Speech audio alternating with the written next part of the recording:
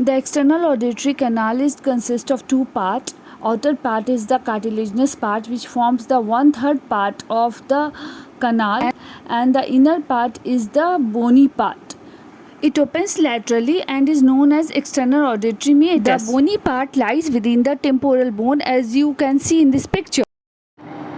So external acoustic meatus, this is the external acoustic meatus, which is the bony part. I am representing the opening of the bony part of the external acoustic meatus, and it is contributed by two bones, that is the squamous part of the temporal bone, which forms the roof of this acoustic meatus, and also the upper part of the posterior wall of acoustic meatus. So you could see this acoustic meatus has a roof, it has a floor, it has an anterior wall, it has a posterior wall.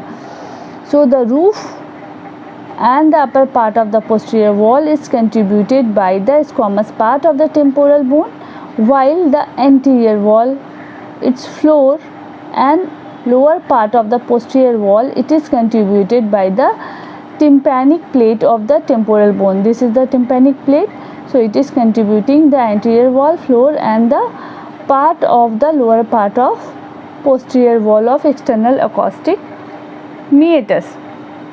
So if you see, the medial end of this external acoustic meatus represents a sulcus, which gives attachment to the tympanic membrane. So in dry skull, this tympanic membrane is absent, so the medial wall of the tympanic cavity is exposed. So with the help of magnifying glass, you could see inside a promontory and two opening, that is the fenestra vestibuli and fenestra cochleae. Two opening should be, you could see the two opening. So external, what is the length of external acoustic meatus? Total length is 2.5 centimeter, which includes the outer cartilaginous part and inner bony part. Cartilaginous part forms the outer 1/3 of the external acoustic meatus, while the bony part forms the 2/3 part of it. So laterally, the cartilaginous part continues with the auricle, and medially it is attached with the bony margin of this acoustic meatus. So if you see below and behind and above the external acoustic meatus, this area, there is a triangular depression present. This is known as suprameatal triangle of McEwen. What is the boundary? Above it is bounded by the supramastoid crest.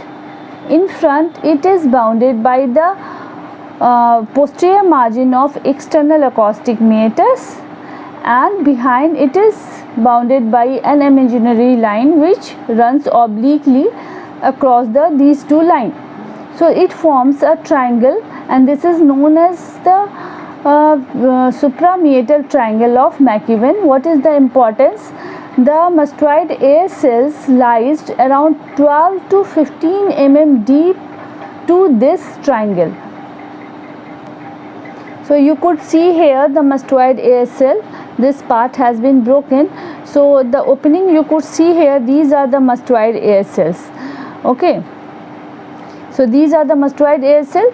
So mastoid air cells lies around 12 to 15 mm deep to this suprameatal triangle, but in case of newborn, this air cells is much superficial, around just 2 mm deep to this suprameatal triangle.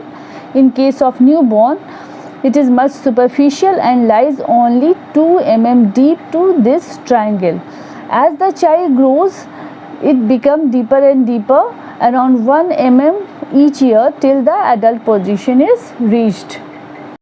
So in this picture you could see the medial wall of the tympanic cavity. Now you can see one bony prominence which is shown here is the promontory, and two openings are there. The upper one is the fenestra vestibuli and the lower opening is the fenestra cochleae.